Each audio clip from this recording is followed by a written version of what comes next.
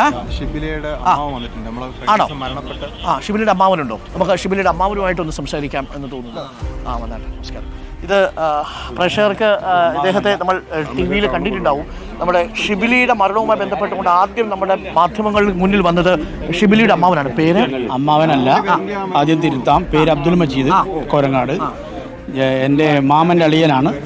മാമൻ്റെ അളിയനാണ് അബ്ദുറഹിമാൻ്റെ മകളാണല്ലോ മരിച്ചിട്ടുള്ളത്. അപ്പോൾ പിന്നെ മരണം, എൻ്റെ പേര് അബ്ദുൽ മജീദ്. ഷിബിലയുടെ പിതാവിൻ്റെ പേരാണ് ഞാൻ പറഞ്ഞ അബ്ദുറഹിമാൻ. ഓക്കെ, മജീദ്, നമ്മുടെ ഈ പയ്യനുണ്ടല്ലോ യാസിർ, അപ്പോൾ ഇയാളും ഈ ആഷിഖ് എന്ന് പറയുന്ന ആളും തമ്മിൽ നല്ല സുഹൃത്തുമായി. തീർച്ചയായും ആ കുട്ടി ഷിബില എന്നോട് പറഞ്ഞത് 28-ാം തീയതി നമ്മൾ താമരശ്ശേരി പോലീസ് സ്റ്റേഷനിൽ പരാതി കൊടുക്കാൻ പോയ സമയത്ത് ഷിബില പറഞ്ഞത് ആഷിഖ് പല സമയവും വീട്ടിൽ വരാറുണ്ട്, അവനെ ഡ്രോപ്പ് ചെയ്യുന്നൊക്കെ, ബൈക്കിൽ ഡ്രോപ്പ് ചെയ്യുകയൊക്കെ വീട്ടിൽ കൊണ്ടുവരുന്നുണ്ട്. വളരെ പഠിക്കുന്ന സമയത്തും ഇവർ കൂടെയാണ് പഠിച്ചതെന്നും. ഞാനൊന്ന് ചോദിക്കട്ടെ, ഷിബിലെ ഈ യാസിർ കാണുന്നത് എവിടെ വെച്ചാൽ ആദ്യം പരിചയപ്പെടുന്നത്, നിങ്ങൾ കുടുംബക്കാരറിയുന്നത്? ഷിബിലെ, അതായത് ഈ അബ്ദുറഹിമാൻ ഒരു 10-15 വർഷം മുമ്പേ താമരശ്ശേരിക്കടുത്ത് കോരങ്ങാട്ടയിൽ താമസിച്ചത്. അവിടെ നിന്നാണ് അവർ ഇവിടേക്ക് താമസം മാറ്റി. ഇവർ വന്ന് അവിടെ കുറച്ച് കഴിഞ്ഞപ്പോഴാണ് ഇവരെ വീടിനോട് ചേർന്ന് യാസിർ താമസമാക്കുന്നത്. അവിടെ കുറച്ച് മുമ്പേ, ഏതാണ്ട് 2020 മുമ്പേ ഷിബിലയിലെ വേറൊരു വിവാഹം അറേഞ്ച്മെൻറ്റ് ചെയ്യും. ആ വിവാഹത്തിനകത്ത് വിവാഹം ചെയ്തതിന് ശേഷമാണ് യാസിർ കാണുകയും യാസിർ സ്നേഹബന്ധം പുലർത്തുകയും ചെയ്തിട്ടുണ്ട്. ഷിബിലയുടെ രണ്ടാം വിവാഹമായിരുന്നു. ഷിബിലേനെ നിക്കാഹ് ചെയ്ത് മാത്രമാണ് ചെയ്തത്. കൊടുവള്ളിക്ക് നിക്കാഹ് ചെയ്തു, അതിനുശേഷം കൂട്ടിക്കൊണ്ടുപോയില്ല. പക്ഷേ ആ കുടുംബം, ആ കല്യാണം നടന്നിട്ടുണ്ടെങ്കിൽ ഇപ്പോൾ ഷിബില ജീവനോട് ഉണ്ടാവുമായിരുന്നു. തീർച്ചയായും ഒരു നല്ല ഫാമിലി ആയിരുന്നു, നല്ല കുടുംബമാണ്. അറിയാലോ, ഈ ഷിബിലയുടെ കുടുംബം ഈ മഹലിലാണോ വരുന്നത്? അല്ലല്ല, താമസിച്ചിരുന്നത്. അപ്പം എന്നിട്ടാണല്ലേ അത്രയും റിസ്ക് എടുത്ത് ആ പെൺകുട്ടി യാസിനോടൊപ്പം വന്ന് ജീവിക്കാൻ വന്നതാണ്. പക്ഷെ ആ സമയത്ത് ഈ യാസിനെ മദ്യപിക്കും അങ്ങനെ എന്തും അറിയാമായിരുന്നില്ലേ? തുടക്കത്തിൽ ചെറിയ പ്രയാസങ്ങളുണ്ട് എന്ന് നാട്ടുകാരൊക്കെ തന്നെ ഇവരോട് പറഞ്ഞിട്ടുണ്ട്. ഇത് ഈ കല്യാണത്തിന് മുമ്പ് പറഞ്ഞിട്ടുണ്ട്. അപ്പോൾ 2020 ഡിസംബർ 24 കോടതിയിൽ വെച്ചാണ് ഇവർ ഈ വിവാഹം. അത് വാപ്പ ഈ കാര്യം ഷിബിലെടുത്ത് പറഞ്ഞിട്ടുണ്ടായിരുന്നു, കുടുംബം പറഞ്ഞിട്ടുണ്ട്. ബന്ധു എന്നുള്ളവർക്ക് ഇവരുടെ മജീദ് വരും, ഞാൻ ഇടപെട്ടു. അതായത് ബന്ധു എന്നുള്ളവർക്ക് ഇവരെ കാര്യത്തിൽ ഏറ്റവും. അപ്പോൾ ഷിബില എന്താ പറയുന്നത് ആ സമയത്ത്? ഷിബിലെടുത്ത് യാസിറിന് ഇങ്ങനെ ചില പ്രശ്നങ്ങൾ ഉണ്ടല്ലോ മോളെ എന്ന് പറയുമ്പോൾ, അതായത് അത് പ്രായത്തിൻ്റെതായ വിഷയങ്ങളായിരിക്കും. വിവാഹം കഴിഞ്ഞാൽ അങ്ങനത്തെ ഒരു കാര്യത്തിലേക്ക് പോകാൻ സാധ്യതയില്ല.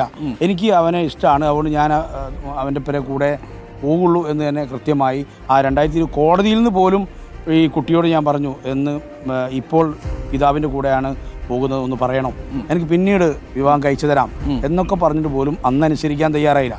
28-ാം തീയതി പരാതി കൊടുക്കാൻ വന്ന് ഞാൻ പരാതി പോലീസ് സ്റ്റേഷൻ്റെ പുറത്തുനിന്ന് എഴുതുമ്പോഴും ഈ ഷിബിലോട് ഞാൻ ചോദിച്ചു, അന്ന് ഞാൻ പലതവണ പറഞ്ഞില്ലേ, ഇടക്കാലത്ത് ഒന്ന് തെറ്റിയ സമയത്തും കുട്ടികളാവുന്നതിന് മുമ്പേയും ഞാൻ പറഞ്ഞു, നിനക്ക് ഒഴിയാനും സമയമുണ്ട്, നീ ഇപ്പോൾ ഒഴിഞ്ഞാലും ഇവൻ അപകടാവസ്ഥയാണ്, ലഹരി പദാർത്ഥങ്ങൾ ഉപയോഗിക്കുന്ന ആളാണ് എന്നൊക്കെ പറഞ്ഞു, എന്നെ ദ്രോഹിക്കുന്നുണ്ടെന്നൊക്കെ പറഞ്ഞ സമയത്തും ഇനിയും നന്നാവുമായിരിക്കും എന്നുള്ളൊരു ധാരണയിൽ അവളെ പോയി അവസ്ഥ ഒന്ന് ആലോചിച്ച് നോക്കൂ അല്ലേ? ഇനിയെങ്കിലും ശരിയാവുമായിരിക്കും എന്ന് കരുതി. എത്ര വർഷമായി നിക്കാഹ് കഴിഞ്ഞിട്ട്? ഇവർ യാസിറുമായി നിക്കാഹ് കഴിഞ്ഞ് കൃത്യമായി പറഞ്ഞാൽ 2020 ഡിസംബർ 24 കുട്ടിയായി. 3 രജിസ്റ്റർ മാരേജാണ്, 3 വയസ്സുള്ള കുട്ടിയുണ്ട്. അതുകൊണ്ടായിരിക്കും ഒരുപക്ഷെ ഷിബില ഇതിൽ നിന്ന് കൊഴിയാനുള്ളൊരു വിഷമം. ഒഴിയാൻ ചെയ്യാതിരിക്കാൻ 2 കാരണങ്ങൾ. ഒന്ന്, ഒരു നിക്കാഹ് വളരെ സക്സസ് ആയ ഒരു വീട്ടിലേക്ക് നിക്കാഹ് ചെയ്ത സമയത്ത് അത് ഒഴിവാക്കിയിട്ട് പോകുന്ന ഒരു ജാളിത, പിന്നെ രക്ഷിതാക്കളടുത്തേക്ക് തിരിച്ചു വരാൻ കഴിയില്ലല്ലോ. രണ്ടാമത്തത്, ഒരു കുട്ടിയായില്ലേ, പിന്നെ അഡ്ജസ്റ്റ് ചെയ്ത് പോകാമെന്നുള്ളത്. പിന്നെ അവസാനമായ പേടി വരുന്നത് ഈ ആഷിഖുമായുള്ള വല്ലാത്ത കണക്ഷൻ ഉണ്ടാവുകയും അത് ഇവൾ ബോധ്യപ്പെടുകയും അതുപോലെ എൻ്റെ ജീവിതമായി മാറും. കാരണം ഇത് ഉപയോഗിക്കുന്ന സമയത്ത് ഇവൻ വല്ലാതെ ശാരീരികമായ ഉപദ്രവമാണ് ഉണ്ടാകുന്നത് എന്നൊക്കെ ഈ തിരിച്ച് ഒരു മാസം മുമ്പേ, ഏതാണ്ട് ഫെബ്രുവരി 1 വീട്ടിലേക്ക് വരുന്നത്. ഇനി എനിക്ക് പോകാൻ പറ്റില്ല. വീട്ടുകാർ ഷിബിലെ സ്വീകരിച്ചു. അതിപ്പോൾ സാധാരണഗതിയിൽ 2 പെൺകുട്ടികളാണല്ലോ, 2 പെൺകുട്ടികളല്ലേ, അതായത് രണ്ടാമത്തെ കുട്ടിയാണിത്. ഈ അബ്ദുറഹിമാൻ ഏറ്റവും കൂടുതൽ സ്നേഹിച്ച ഈ കുട്ടിയാണ്, ഏറ്റവും കൂടുതൽ സ്നേഹം കാണിക്കുന്നതും അവരെ കാര്യങ്ങൾ ഒന്നുകൂടി പെർഫെക്റ്റായി ചെയ്യാൻ കഴിയുന്നത് ഈ കുട്ടിയാണ്. എന്നിട്ടും ആ വാപ്പയുടെയൊക്കെ സംരക്ഷണയിൽ ഇനി പോവില്ല എന്നവർ തീരുമാനം എടുത്തിരുന്നു അല്ലേ ഷിബില? അന്ന് PROനോടും പറഞ്ഞു, SIനോടൊക്കെ പറഞ്ഞു, ഞാൻ പോകാൻ കഴിയില്ല, അപ്പോൾ എന്നാലും പോകാൻ പറ്റുമോ നോക്കാം. ഞാൻ PROനോട് പറഞ്ഞു, നമുക്ക് ചർച്ച ചെയ്യാം, അല്ലെങ്കിൽ ഒന്ന് ഇരുത്തുക. എവിടെയെങ്കിലും ഒന്ന് ഇരുത്തുകയോ കാര്യങ്ങളോ ചെയ്യണ്ടേ പോലീസ്? ഒന്ന് വന്ന് നോക്കി ഈ 2 സ്ഥലങ്ങളിലും അല്ലെങ്കിൽ ഈ കുട്ടിയുടെ വീടൊന്ന് സന്ദർശിച്ച് വിഷയങ്ങൾക്ക് കാമ്പുണ്ടോ, പരാതിക്ക് അടിസ്ഥാനമുണ്ടോ എന്ന് പോലീസ് അന്ന് നോക്കിയില്ല. ഈ 17 ആ വീഴ്ച സംഭവിച്ചത്. ഞാൻ ആ വാർത്തയും കൂടി ഒന്ന് പറയാം. ശ്രീ മജീദ് തുടരണം. അഭിലാഷ് ഇവിടെയുണ്ട്. ഒരു വളരെ പ്രധാനപ്പെട്ട വാർത്ത അതുമായി ബന്ധപ്പെട്ട് വരുന്നുണ്ട്. കോഴിക്കോട് ഈങ്ങാപ്പുഴ ഷിബില വധക്കേസിൽ പബ്ലിക് റിലേഷൻ ഓഫീസറായ ഗ്രേഡ് എസ് ഐ നൌഷാദിനെ ബലിയാടാക്കിയതിൽ സേനയിൽ ഒരു ആക്ഷേപമുണ്ട്. ഫെബ്രുവരി 28 പരാതി SHO പരിശോധിക്കാത്തതിലാണ് ആക്ഷേപം. ഷിബിലയുടെ പരാതിയിൽ മാത്രം SHO എന്തുകൊണ്ട് ഒപ്പിട്ടില്ല എന്ന ചോദ്യങ്ങളും ഉയരുന്നുണ്ട്. യാസിനെതിരെ ഷിബില നൽകിയ പരാതി ഗൗരവത്തോടെ കൈകാര്യം ചെയ്തില്ലെന്ന് ചൂണ്ടിക്കാട്ടിയാണ് താമരശ്ശേരി ഗ്രേഡ് SI നൌഷാദിനെ സസ്പെൻഡ് ചെയ്തത്.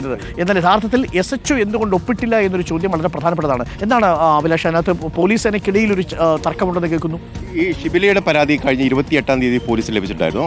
പക്ഷേ ഈ SHO ഇക്കാര്യത്തിൽ ഒരു യാതൊരു തരത്തിൽ നടപടിയെടുത്തില്ല. അതേസമയത്ത് അവിടെ ഉണ്ടായിരുന്ന PR ആയിരുന്നു ഈ കാര്യത്തിൽ നടപടിയെടുക്കുകയും 3-ാം തീയതി ഇരു വിഭാഗത്തെയും വിളിച്ചു ചേർത്ത് ഒരു മധ്യസ്ഥ ശ്രമമൊക്കെ നടത്തുകയും ചെയ്തിരുന്നത്. ഏതായാലും ഈ നൌഷാദാണ് ഈ ഇതൊക്കെ നടത്തിയിരിക്കുന്നത്. പക്ഷേ ഇവിടെ ഇപ്പോൾ നൌഷാദിനെയാണ് ഇപ്പോൾ നടപടിയെടുത്ത് മാറ്റി നിർത്തിയിരിക്കുന്നത്, സസ്പെൻഷൻ എടുത്തിരിക്കുന്നത്.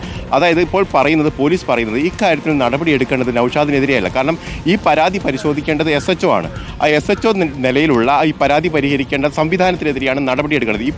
ഇപ്പോൾ ഈ PROയ്ക്കെതിരെ നടപടിയെടുത്ത് മാറ്റി നിർത്താനുള്ള ശ്രമമാണ് ഇപ്പോൾ നടക്കുന്നത് എന്നാണ് പറയുന്നത്. കാരണം PRO അല്ല ഈ കേസ് പരിഗണിക്കേണ്ടതും അതോടൊപ്പം തന്നെ ഏതെങ്കിലും തരത്തിലുള്ള നടപടി എടുക്കേണ്ടതും. പക്ഷേ ഇവിടെ ഏറ്റവും പ്രധാനപ്പെട്ട പ്രശ്നം എന്ന് പറയുന്നത് ഈ താമരശ്ശേരി പോലീസ് സ്റ്റേഷനിൽ ഇത്തരം കാര്യങ്ങളിൽ മധ്യസ്ഥ വഹിക്കുകയും ഒത്തുതീർപ്പാക്കാനുള്ള ശ്രമം നടത്തുന്നത് PRO ആണ്. ഈ സർക്കാരിൻ്റെ തന്നെ പോലീസിൻ്റെ തന്നെ സർക്കുലർ ഇക്കാര്യം പറയുന്നില്ല. കാരണം PRO ചെയ്യേണ്ട പ്രവൃത്തി എന്ന് പറയുന്നത് പോലീസിന്, അതായത് SHOൻ്റെ ഇടയ്ക്കും അതോടൊപ്പം തന്നെ പരാതിക്കാർക്കിടയിൽ നിന്നുകൊണ്ട് മധ്യസ്ഥ, അതായത് ഒരു കമ്മ്യൂണിക്കേഷൻ നടത്തുക എന്ന് മാത്രമാണ് അദ്ദേഹം ചെയ്യേണ്ടത്. പക്ഷേ ഇവിടെ നടത്തുന്നത് അങ്ങനെയല്ല. ഇക്കാര്യങ്ങളിലൊക്കെ ഒത്തുതീർപ്പിന് സാധ്യതയുണ്ടോ, ഉണ്ടെങ്കിൽ അത് ചെയ്യുക എന്നുള്ളതാണ്. അതേസമയത്ത് ഇപ്പോൾ പറയുന്നത് അതുവരെ ഉണ്ടായിരുന്ന ഒത്തുതീർപ്പ് വ്യവസ്ഥകൾ പ്രകാരം ഉണ്ടാക്കിയ കരാറുകളൊക്കെ SHO സൈൻ ചെയ്തിട്ടുണ്ട്. പക്ഷേ ഈ കാര്യത്തിൽ മാത്രം, ഷിബിലയുടെ പരാതിയിൽ മാത്രം SHO സൈൻ ചെയ്തിട്ടില്ല. അതെന്തുകൊണ്ടാണ് എന്നുള്ളൊരു ചോദ്യമാണ് പ്രധാനമായി ഉയരുന്നത്. കാരണം PROയ്ക്ക് അധികാരമില്ലാത്ത കാര്യത്തിൽ പോലും അദ്ദേഹം കാര്യങ്ങൾ ചെയ്യുന്നു. പക്ഷേ എന്നിട്ട് പോലും അദ്ദേഹത്തിനെതിരെ നടപടിയെടുത്ത് മാറ്റി നിർത്താൻ അത് വളരെ ഗുരുതരമായ ഒരു വിഷയമാണ്. എനിക്കൊന്ന് മജീദ് തന്നെ നമുക്കൊപ്പമുണ്ട്. മജീദിനോട് തന്നെ ചോദിക്കാം. മജീദ്, ആ സമയത്ത് സ്റ്റേഷനിൽ പോയിരുന്നു? പോലീസ് സ്റ്റേഷനിൽ PROയും SHO ഒക്കെ കണ്ടിരുന്നു? തീർച്ചയായും. യഥാർത്ഥത്തിൽ വീഴ്ച സംഭവിച്ചത് ആരുടെ ഭാഗത്തു നിന്നാണ്? PROയുടെ ഭാഗത്തു നിന്നാണോ അതല്ല SHOയുടെ ഭാഗത്തു നിന്നാണോ? നമ്മൾ SHO അന്ന് ഏതായാലും ഈ ഷഹബാസിൻ്റെ തിരക്കിലാണ്. അപ്പോൾ SHOനെ ഞാൻ 4-5 തവണ വിളിച്ചു. SHO കോൾ അറ്റൻഡ് ചെയ്തില്ല. വളരെ പ്രധാനപ്പെട്ട കാര്യം, SHO ആ സമയത്ത് നമ്മൾ 3-4 തവണ വിളിച്ച് ഈ വിഷയം പറയാൻ വിളിച്ചിട്ട് SHO കോൾ അറ്റൻഡ് ചെയ്തില്ല. അതുപോലെ തന്നെ സ്റ്റേഷൻ SI ബിജു സാറെ ഞാൻ കോൺടാക്ട് ചെയ്തു. അയാൾ ഫോൺ എടുത്തു. അയാളോട് വിഷയത്തിന് ഗൗരവം പറഞ്ഞു. ഇവിടെ അപകടം മണക്കുന്നുണ്ടെന്ന് പറഞ്ഞു. അത് അതേപോലെ PROനോട് പറഞ്ഞു, കണക്ട് ചെയ്ത് തന്നെ പറഞ്ഞു, ഇവിടെ ഒരു അപകടം മണക്കുന്നുണ്ട്, ഈ ആഷിഖുമായി ബന്ധമുണ്ട്. ആ കാര്യങ്ങൾ ഇവിടെയും പറയുന്നത് ഏത് ദിവസമാണ് ഇത്? നമ്മൾ പരാതി കൊടുത്ത 28-ാം തീയതി ശേഷം 28-ാം തീയതി ഇതിൽ ഏറ്റവും ഗൗരവമായിട്ട് കാണേണ്ടത് ഈ ഫെബ്രുവരി 28-ാം തീയതിയാണ് പരാതി കൊടുക്കുന്നത്. ഫെബ്രുവരി 28-ാം തീയതി എന്ന് പറഞ്ഞു കഴിഞ്ഞാൽ ഷഹബാസിൻ്റെ മരണവുമായി ബന്ധപ്പെട്ടുകൊണ്ട് നമ്മുടെ സംസ്ഥാനത്ത് മുഴുവനായിട്ട് മീഡിയയും സോഷ്യൽ മീഡിയയും പൊതുസമൂഹവും ഇത്തരത്തിലുള്ള ലഹരിയുടെ ആക്രമണവും കൊലപാതകവും ഈ കാര്യങ്ങൾ വളരെ ഗൗരവമായിട്ട് ചർച്ച ചെയ്യപ്പെടുന്ന ഒരു സമയത്താണ് ഇവർ പരാതി കൊടുക്കുന്നത്. ആ ദിവസമായിട്ട് പോലും ഈ ഒരു പരാതി ഗൗനിക്കാതെ അതിൻ്റെ വേണ്ട നടപടിയെടുക്കാതെയാണ് പോലീസ് മുന്നോട്ട് പോയിട്ടുള്ളത്.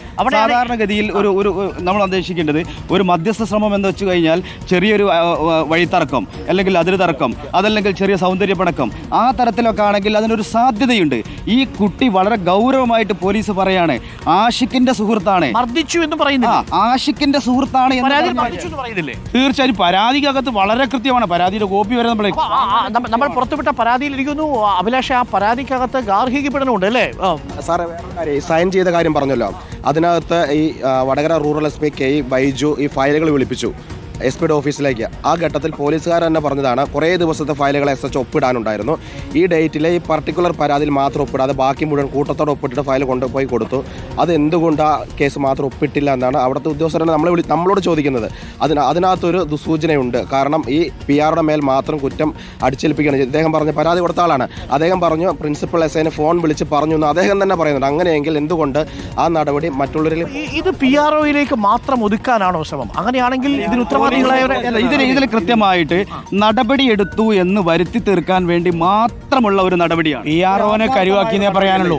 കാരണം വളരെ പ്രധാനപ്പെട്ടതാണ്. ഷിബിലിയുടെ കുടുംബാംഗം തന്നെയാണ് നമ്മളോട് പറയുന്നത്. ഇതിൽ പോലീസിനെതിരെ എടുത്ത നടപടി യഥാർത്ഥത്തിൽ മുഖം രക്ഷിക്കാനുള്ള നടപടി മാത്രമാണ്. PROയെ കരുവാക്കിയിരിക്കുന്നുവെന്നാണ് അദ്ദേഹം പറയുന്നത്.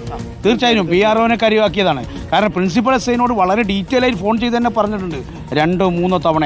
ആ സമയത്ത് അങ്ങനെയാണെങ്കിൽ സ്റ്റേഷനിലെ പ്രിൻസിപ്പൽ SIയെ ഇതുകൊണ്ട് നടപടിയിലേക്ക് കൊണ്ടുവന്നില്ല. PROനെ എന്തുകൊണ്ട് ഈ കാര്യത്തിൽ സ്റ്റേഷന്റെ പരാതിയുടെ അതോറിറ്റി എന്ന് പറയുന്നത് PRO അല്ലേ? അല്ല, SHO അല്ലേ? SHOക്ക് ബാധിക്കാതെ കണ്ണിൽ പൊടിയിടാൻ വേണ്ടി മാത്രം PROനെ മാറ്റിയെന്ന് വളരെ സിമ്പിൾ. പ്രിയപ്പെട്ട പ്രേക്ഷകരൊന്ന് ആലോചിച്ച് നോക്കണം. ഈ പരാതിക്കകത്ത് പറഞ്ഞിരിക്കുന്ന 3 കാര്യങ്ങൾ. ഒന്ന്, മദ്യപിക്കാറുണ്ട്, ലഹരിക്കടിമയാണെന്ന് സംശയിക്കുന്നു, ഈ കുടുംബത്തിൽ വീട്ടിൽ വഴക്കമുണ്ടാക്കുന്നതിന് മാനസിക വിഷമവും പരാതിന്റെ അകത്ത് മാനസികമായിട്ടുള്ള ബുദ്ധിമുട്ടുണ്ടാക്കുന്നു, മാനസിക പീഡനമുണ്ട്. 1. 2, ശാരീരിക പീഡനത്തെ കുറിച്ച് പറഞ്ഞിട്ടില്ലേ? തീർച്ചയായിട്ടും പറഞ്ഞു. പിന്നെ മറ്റെന്താണ് അതിനകത്ത് പറഞ്ഞിരിക്കുന്നത്? ഈ അസഭ്യം പറയുക, ഇത്തരം കാര്യങ്ങൾ പറയുക ഒക്കെ പറഞ്ഞിട്ടുണ്ട്. മധ്യസ്ഥ ശ്രമം നടത്തി എന്ന് പറയുന്നുണ്ട്. ആ മധ്യസ്ഥ ശ്രമം പരാജയപ്പെട്ടിട്ടാണ് പോലീസിന്റെ നേർക്ക് വന്നിട്ടുള്ളതെന്ന് പറയുന്നുണ്ട്. അപ്പൊ എന്ന് പറഞ്ഞാൽ ഗാർഹിക പീഡന നിരോധന നിയമം അനുസരിച്ച് കേസ് ചാർജ് ചെയ്യേണ്ട ഒരു വിഷയത്തിലാണ് SHO കുറ്റകരമായ മൗനം പാലിച്ചിരിക്കുന്നത് എന്ന് നമുക്ക് പറയേണ്ടി വരും. ആ വിഷയത്തിലാണ് PROയെ ബലിയാടാക്കിയത് എന്നൊരു സംശയമുള്ളത്. അത് വളരെ പ്രധാനപ്പെട്ട കാര്യമാണ്. ഗാർഹിക പീഡന നിരോധന നിയമം അനുസരിച്ച് ആ നിമിഷം ഈ യാസിറിനെ പിടിച്ചിരുന്നെങ്കിൽ, യാസിറിനെ വിളിപ്പിച്ചിരുന്നെങ്കിൽ ഷിബിലി ഇന്ന് ജീവനോടെ. അത് പോലീസ് ഒന്ന് ഇവിടെ വന്ന് യാസിറിനെ വിളിപ്പിച്ച് കാര്യങ്ങൾ പറഞ്ഞിട്ടുണ്ടെങ്കിൽ ആ കുട്ടി ഇന്ന് മരിക്കണ്ടായില്ല. അതാണ് ഏറ്റവും പ്രധാനപ്പെട്ട. കൊന്ന മകന്റെ സുഹൃത്താണ് ഈ മകന്റെ. ഇവരെ ഫോട്ടോ സഹിതം കാണിച്ചു കൊടുത്തിട്ടുണ്ട്. വർഷങ്ങളായിട്ടുള്ള പരിചയമുണ്ട്, വർഷങ്ങളായിട്ടുള്ള അടുപ്പമുണ്ട്. ഈ കാര്യങ്ങൾ വളരെ ഡീറ്റെയിൽസ് ആയിട്ട് പറയുന്നുണ്ട്. എൻ്റെ ജീവന് ഭീഷണിയുണ്ട്, എനിക്ക് നിൽക്കാൻ പറ്റുന്നില്ല. ആ കൃത്യമായിട്ട് ഈ പെൺകുട്ടി പറഞ്ഞിട്ട് പോലും ആ കാര്യം ഗൗരവമായിട്ട് എടുത്തിട്ടില്ല. നാട്ടുകാരും ബന്ധുക്കളും ഒന്നടങ്കം പറയുന്നുണ്ട് PROയെ അല്ല, PROയെ കരുവാക്കിയതാണ്, SHOയ്ക്കെതിരെയാണ് നടപടി വരേണ്ടത്. ഇത് പോലീസ് സേനയുടെ ആത്മവീര്യം ആ അർത്ഥത്തിൽ കെടുത്തുമെന്ന കാര്യത്തിൽ ഒരു സംശയവുമില്ല. തുടർച്ചയായിട്ട് വിളിച്ചു എന്ന കാര്യം നമ്മുടെ മുന്നിൽ ഇത് തത്സമയം തന്നെ ഷിബിലിയുടെ ബന്ധുക്കൾ പറയുന്നുണ്ട്. ഗൗരവം സർക്കാർ മനസ്സിലാക്കണം. ഇത് നാട്ടുകാരുടെ ആവശ്യം മാത്രമല്ല, കേരളത്തിന്റെ പൊതുവായ ആവശ്യമാണ്. ഇത് പോലീസുകാർക്കുള്ളൊരു താക്കീത് കൂടിയാണെന്നാണ് നമ്മൾ പറയുന്നത്. ഇതിൽ മറ്റൊന്നുകൊണ്ട് ഇതിൽ സർക്കുലറിന് വിരുദ്ധമായി PRO ഇത്തരത്തിൽ മധ്യശ്രമം നടത്തിയിട്ടുണ്ടെങ്കിൽ, നേരത്തെയും നടത്തിയിട്ടുണ്ടെങ്കിൽ അത് SHOന്റെ കാണേണ്ടതാണ്, അറിയേണ്ടതാണ്. അത് എന്തുകൊണ്ട് SHO അറിഞ്ഞില്ല എന്നുള്ളൊരു ചോദ്യം കൂടിയുണ്ട്. ഇപ്പോൾ മാത്രം ഇത് തൻ്റെ പരിധിയിലേക്ക് വന്നിട്ടില്ല എന്ന് SHO പറയുമ്പോൾ അതിൽ എന്തൊക്കെയോ ഒരു ദുരൂഹതയുണ്ട്, അല്ലെങ്കിൽ എന്തൊക്കെയോ മാറ്റിവെക്കാനുള്ള ശ്രമം. PROനോട് രണ്ടാമത് മധ്യസ്ഥം നടക്കാതെ ഒരാഴ്ചയിലധികം പിന്നിട്ടപ്പോൾ, ഒരു 10 ദിവസമൊക്കെ പിന്നിട്ടപ്പോൾ ഞാൻ അയാളോട് പറഞ്ഞു, ഒരു നടപടിയും സ്റ്റേഷനിൽ നിന്ന് ഉണ്ടാവുന്നില്ല. ഒരു വിളിച്ചു വരുത്തിയൊരു മധ്യസ്ഥം നടന്നു 3-ാം തീയതി. അതിനുശേഷം ഞാൻ പറഞ്ഞു നിങ്ങൾ ആ ഡ്രസ്സ്. അപ്പോൾ ഇയാൾ എന്താ പറയുന്നത്? യാസിർ എന്താ പറയുന്നത്? യാസിർ പറയുന്നത് ഞാൻ അവളെ കൊണ്ടുപോയിക്കോളാം, വേറെ ഉപാധിയൊന്നും വേണ്ട, അവൾ പോന്നോട്ടെ, ഞാൻ നോക്കിക്കോളാം. പക്ഷേ അങ്ങനെ പോകാൻ അവൾ തയ്യാറല്ല. കാരണം അത്രയും പീഡനമുള്ളടുത്ത് പിന്നെയും പോകുന്ന സമയത്ത് ശരിക്കും ക്രൂരമായി മർദ്ദിക്കുമായിരുന്നു എന്ന് പറഞ്ഞു അല്ലേ? ഈ പരാതി കൊടുത്തതിൻ്റെ ഭാഗമായിട്ട് ആ പേരും പറഞ്ഞ് ഇനിയും മർദ്ദിക്കും, ഇനിയും ഞാൻ എൻ്റെ ജീവൻ അപകടത്തിലേക്ക് പോകും, എന്നെ കൊല്ലാൻ കൊടുക്കാനാണോ നിങ്ങൾക്ക് ആഗ്രഹം എന്ന് കുട്ടി രക്ഷിതാവിനോട് ഞങ്ങളോട് പറയാണ്. എന്നിട്ട് ഒരു മധ്യസ്ഥ ചർച്ച മാത്രം വെച്ച് പിരിഞ്ഞു. അങ്ങനെ എനക്കുണ്ടായില്ല. പിന്നെ എനക്കുണ്ടായില്ല. പിന്നെ വിളിച്ചപ്പോൾ ഞാൻ ഒന്നുകൂടി പറഞ്ഞു, റംസാനാണ്, ആ കുട്ടിയെ അംഗനവാടി ചേർത്തണം, കുഞ്ഞിനെ അംഗനവാടി ചേർത്താൻ ഡ്രസ്സ് വേണം. ഈ ഡ്രസ്സെല്ലാം ഈ വാടക വീട്ടിലിട്ട് പൂട്ടിയതാണ്. അപ്പോൾ ആ ഡ്രസ്സ് കൊടുക്കാൻ പറയണമെന്ന് പറഞ്ഞു. അപ്പോൾ ഒരു ദിവസം പറഞ്ഞു ഞാൻ പറഞ്ഞിട്ടുണ്ട് കാരണം. പിന്നെ ഞാൻ വിളിച്ചവൻ പറഞ്ഞു, അത് അവൻ കാശ് കൊടുത്ത് വാങ്ങിയതല്ലേ, PROണേ പറയുന്നത്, അവൻ കാശ് കൊടുത്ത ഡ്രസ്സല്ലേ, അവൻ കൊടുക്കാനാൽ ഞങ്ങൾ എന്ത് ചെയ്യാനാണ്?